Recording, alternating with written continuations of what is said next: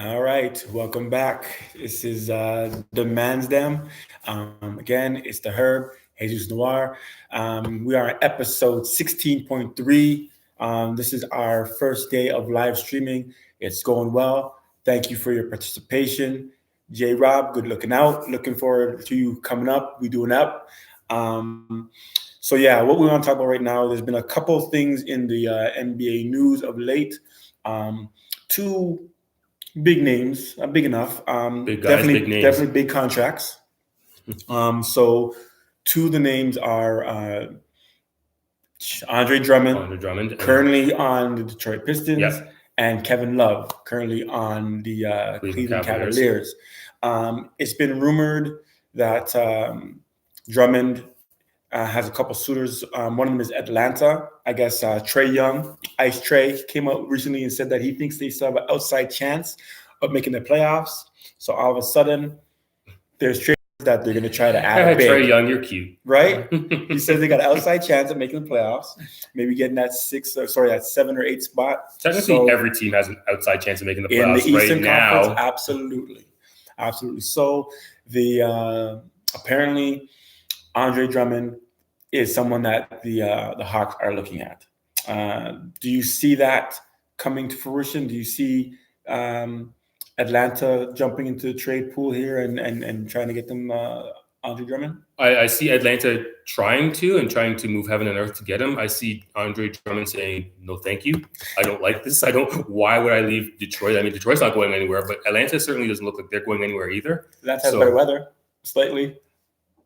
Atlanta has better weather. That's true, but Atlanta is like where sports teams go to die. I mean, pretty much. You know what? It's just like their whole culture for sports teams, other than the Atlanta FC United team that they have there, that seems to really draw well. And it's also partly the fact that they're relatively new and they got an altitude factor. Right. But all the other teams, there's just a general malaise around all those teams where people don't seem to outside of college, they don't care, man. They don't care, and I don't know what it is, but they just don't. There's no juice in that market for sports.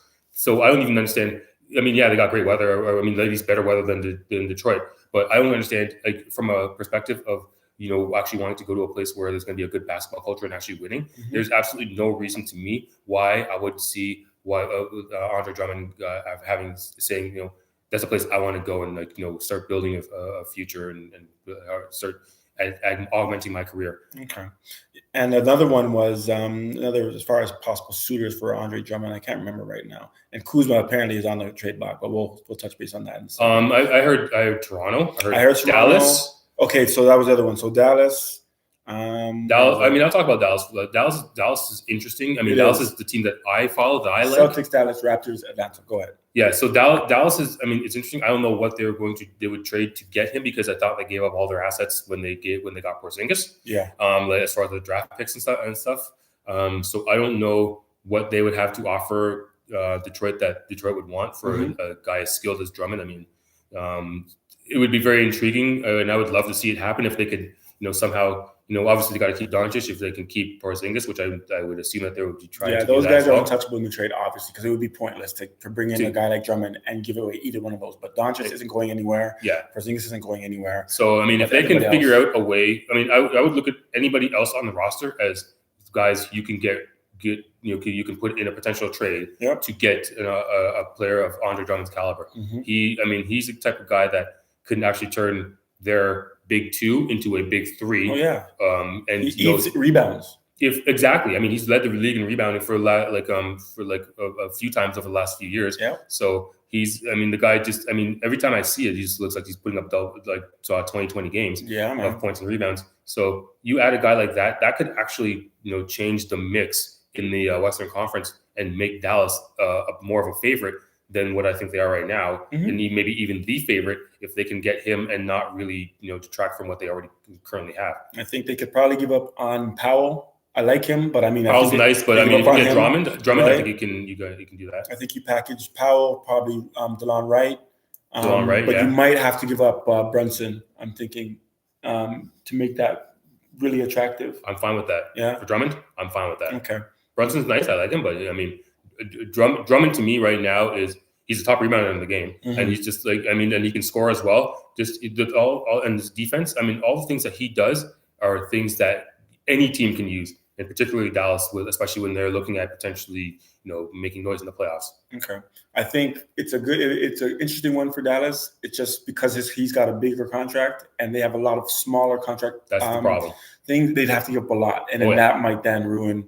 You think like again, it'd probably be Hardaway Jr. going to another team again, for example, right? Yeah. But to make that work, the Raptors, I would say like I wouldn't give up Gasol for Drummond just because the type of offense that the Raptors play. Right. He's better suited to what the Raptors need. Although they desperately need a bona fide rebounder, right? Because they get out rebounded all the time. Right. No one maintains an interest in rebounding. So obviously that would be of a great help. But I mean, he just does so many things offensively, just with his passing ability and the strength of defense. So I don't know that that's a good move. Like as far as a 1-for-1, and then the assets to give up. It'd be interesting. The Raptors do got a lot of assets to give up. Powell, again, they probably have to wait till he comes back and see how he starts playing again. But he's made himself tradable now. Teams still have their eyes on Anunoby. And then when you have Terrence Davis, for example, who's showed out pretty strong. Boucher's made himself tradable, I think. And then, of course, you have Matt Thomas from the EuroLeague. Everybody needs a shooter. So I think there's a lot of options that the Raptors could throw at them if they want to go there. So I would look at it, because obviously we know Dwayne Casey was former Raptors coach. Yep.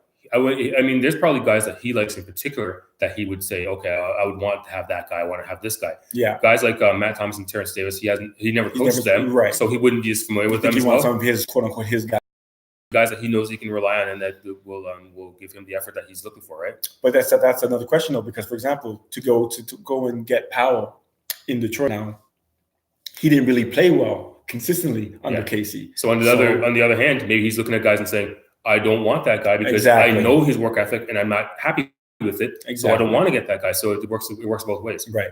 The other one is DeAndre Drummond to Boston. And personally, I would say Boston, don't touch anything.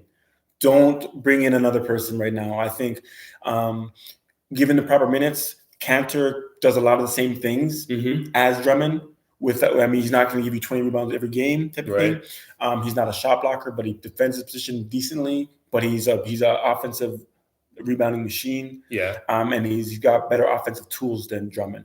I think if you just want to get Taco Fall off your books, which you're not paying much for him anyway, but I mean, Dwayne Casey's a guy that might take a chance on that height and try and develop somebody, because he's definitely someone that you can count on for defense in the paint. You can't teach 7'6" or whatever the hell he is. Yeah. Right. So, but I would say that Boston would probably have Hayward in that deal. Yeah. Which I think might be willing to do. I don't even know how Boston. I mean, like they have him on a team, obviously, and they like him. But I mean, do you like him enough where they think he's untouchable? I'm not really sure. Clearly, they have the two guys, Jaylen Brown and Jason Tatum. And their three is now Kemba, right? So and Kemba as well. Yeah. So yeah, exactly. So I think those guys I would imagine are untouchables. Everybody else, I mean, it would be fair game. And I mean, we know Danny Ainge. He's not shy from trading. Oh, he takes risks, and I love that about him. And I mean, Boston fans always know that this guy's going to try to do everything he can to make this team better. Yeah. And if Andre Drummond's name is out there and Boston is connected to it, you're going to have a bunch of fans clamoring for them to try to figure out a way to get him there. So I mean, it as long as you don't touch those three guys I had mentioned, then I mean, I think Boston fans will look at it and say, get this guy here, and we don't care what it takes as long as you don't touch those three. All right. We're moving on now. Kevin Love. I don't know if anybody's seen it, but there was somewhat of an outburst in that last night's game where Colin Sexton, the second-year player, was doing what every NBA guard does now when the clock's running down in a quarter. He was dribbling out the ball, and was probably going to jack up a contested three-pointer. I don't know if Kevin Love just wasn't about that, but he kind of made a beeline towards the top of the arc, demanded the ball from Sexton, and then swung it immediately over to the left wing, and then another person just put up a contested three. So that drew the attention of the Twitterverse, and now of course, there's a bunch of trade possibilities coming up here. So one of those trades is him going um, to the Warriors. Okay. Proposed trade in this situation is D'Angelo Russell and Omri Spellman for Love. Do you think that makes sense for the Warriors? And would you pull the trigger on that one? You know what? I don't think that makes sense for the Warriors. I mean, obviously, this is a throwaway year for the Warriors in general. I don't know that getting Kevin Love and his massive contract really helps them. How are they paying all these guys? I don't have any idea how they mean he's going to make $30 million a year over the next 3 years. And I mean, they're paying Steph Curry and they're paying Draymond and they're paying Klay Thompson. Thank you. All this money. How are they paying all this money? I just don't think, and I don't think Kevin Love adds enough to that team to make it a championship type team, which is what has become the standard for them now. Yeah. So I don't look at that as really a good fit in general. And I think D'Angelo Russell can command a better, different type of asset that would help the Warriors more. Okay. Next one is Kevin Love to the city of brotherly love for a 1-to-1 trade with Al Horford, and it'd also be a 2024 first-round pick. What do you think about that one? 2024? 2024. That is so far in the future. I have no idea what even to think about that pick. Yeah. That's whatever. I'm not going to talk about the pick because that's just so far. But for Al Horford, it's an interesting thought to do that. I don't think that makes a whole lot of sense because what Al Horford brings to the team is defense, right? And just a solid mentality. I mean, your instant that you just talked about there with Kevin Love there, first of all, doesn't seem to me that's a really good attitude for one. Kevin Love's always been kind of one of those guys that's I know he's battled like depression and things like that, so I'm not going to brag on him too much, but he doesn't really doesn't really seem like a leader type guy to me that the type of leadership skills that you're losing with Al Horford. You want to bring in Kevin Love, you're going to lose that leadership. I don't think he's going to be able to fill the gap on that. Yeah. I mean, even when he was with LeBron in Cleveland, you didn't see leadership qualities from him. Even though I mean, obviously LeBron was the alpha male, but I think Kyrie showed a little bit of leadership qualities under LeBron, whereas Kevin Love didn't really show that. So no, he just kind of slinked away to the corner, man. He went from being a leading man to just another dude. He seemed a little bit. I mean, again, I don't want to rag on him too much. He kind of sulked a little bit. I mean, maybe it was related to his depression, so I don't want to go at him on that. But I just don't. When you lose the leadership of an Al Horford type player, I don't think that bringing in the Kevin Love really fills that gap. And again, with the defense, I mean, Kevin Love doesn't really play defense very well, so Al Horford does, so I don't think that makes a lot of sense either. I think it makes more sense for Philly just in terms of clearing up the key, because right now they're saying there's a bit of a logjam between Horford and Embiid. With this, you put Love back into his role with LeBron, and he hangs out on the perimeter. Embiid gets to be the main guy inside. But from a Cleveland standpoint, bringing over Horford, there's no benefit of his good defense on your shit team. It's very true. You take him on, and he's essentially someone you're going to trade the very next offseason. You're not picking up Al Horford for this young team to keep him. He's going to have 2 more years on that team. What's the point? They're not going to be good for it. They're not going to. His skill set isn't going to benefit them in 2 years. The only way that makes sense for Cleveland is if they are basically going to be a facilitator for another team that says, we want to get him, and this is how we want to do it. We want to do it through you. And then you get him, and then we'll trade something else, a young asset to the Cleveland team, so they can add to their young core. Exactly. Because getting a guy of Horford's age and whatnot and his skill set doesn't really make sense for a Cleveland team at this point in time for them. Right. The next one is the trade that everybody believes he wants. It's sending him to Portland. And in that trade, it'd be Kevin Love and Tristan Thompson for Hassan Whiteside, Skal Labrize, Kent Bazemore, and the 2021 first-round pick for the Blazers. Now, this is a trade I thought could happen before, but I thought it was going to be like a 1-for-1 Whiteside for Kevin Love, is what I was thinking, just because I believe their contracts match up enough. But seeing this one, I don't know how much sense this makes either. What are your thoughts?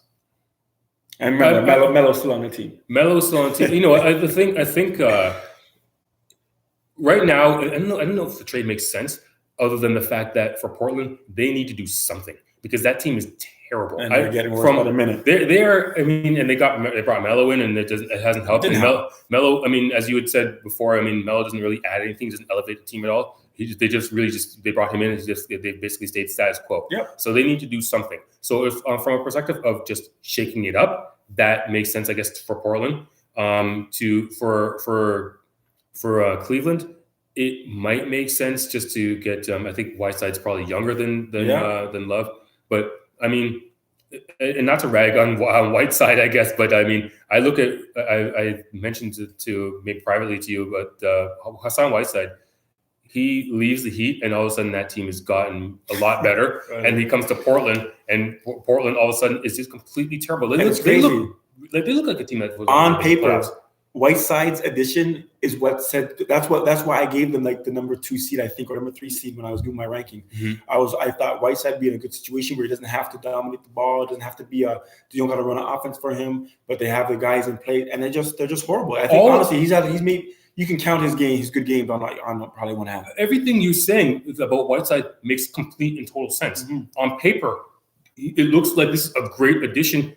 Last year, making the conference finals for Portland, and adding a guy like of Whiteside's caliber, as far as his numbers go, looks like that could put him over the top. Yep. And it has completely backfired. Mm-hmm. So, and I don't know if it's actually Whiteside himself that is the problem, but these things, when you look at one thing and you look at another thing and you add them together, it points to Whiteside right similarity, now. Right? Yeah. Right. So, mm-hmm. I mean, that's the only thing I can really point to and say why Portland is so bad this year compared to how good they were last year. Yeah, and I mean, Nurkic is a nice player, and I do like him, but I wouldn't say that he was the player that made that team go. So, I mean, are Lillard and McCollum just getting absolutely no help that, they can't keep up with the rest of the league, or like what is their problem? I mean, yes, you lost Rodney Hood, that sucked. But I mean, but he's not a make or break right. guy. He wasn't the guy that was going to make your team run, right? So yeah, I mean, but and I mean, going back to Portland, just like as far as the Nurkic is concerned, they're in what made Portland really impressive last year was their entire playoff run without him, right? Yeah, and so I mean, that's really how I'm looking at Portland and saying that they look like a really upper echelon team. Yeah. It's based almost solely on their playoff run, where Nurkic wasn't there. So I mean, the fact that he's not there right now doesn't even factor in as much as the fact that Whiteside's coming in and just kind of like the team has seemed to just go downhill with him on the team. Fair enough. And the other one I'm hearing, and there's nothing coming out of it, but is that apparently the Lakers are now willing to entertain trade inquiries for one Kyle Kuzma. I mean, this is really out of. I don't want to say it's completely out of left field. I literally heard this. I think today. I think it's really just coming out today. Mm-hmm. I'm not totally surprised, and it might even be the fact that maybe he's asked for a trade because he's not getting the minutes that he was getting. Yeah.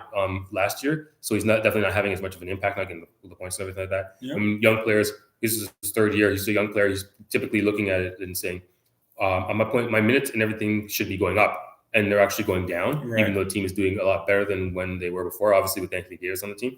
So he's probably looking at, maybe he's requested a trade privately, who knows? Maybe. And maybe the Lakers are just saying, you know what, we don't really need him and what he brings as far as what he brings to the team that can't be replaced by somebody else, or maybe the asset that they would be getting would be somebody else that would be doing something along the lines of what he does, but then also maybe something else or another player that could help them. So maybe they're looking at it from that perspective, but it's kind of interesting that this all is kind of coming out that they want to get not that they want to get rid of him, but that they're definitely willing to entertain offers on him. Yeah, that's a different one. Didn't see that come. Especially, it's just so weird from a team that's having success currently, right? You don't think that they're entertaining any stuff like that. But I mean, who's their GM? It's Rob Pelinka, isn't it? Yeah. So I mean, this is a guy who's never been a GM in the league. He was an agent before. Right. For Kobe amongst other players. So he might be looking at it and saying he might be one of those agents, or maybe just because his infancy in the game, he might be just saying, you know what, he's looking at it like not good enough to just leave well enough alone. He's saying we have to get better, and we have to and training this guy might be the key to getting better, even though it might actually make them worse. Who knows, right? I mean, exactly. So I mean, it might just be his noviceness in the GM role that is making him want to entertain offers on a guy and not really leave well enough alone and say, you know what, we got a good team, let's just roll with this. he's like looking, saying, and trying to tweak, or maybe he's just got that Danny Ainge mentality in him. Who knows? Can always be better, I guess. So use those assets. Anyway, that is it for now. Before I go, Happy New Year. Happy New Have Year. a prosperous 2020. It's the Herb, Jesus Noir. It's the Mansdem. Please subscribe, share, and like. Hit you up next time. Get your NBA friends who like NBA and like to hear an NBA talk. Get them on this. Yeah, man. Let's spread the word. Let's keep it going. Talk to you next time. Peace out.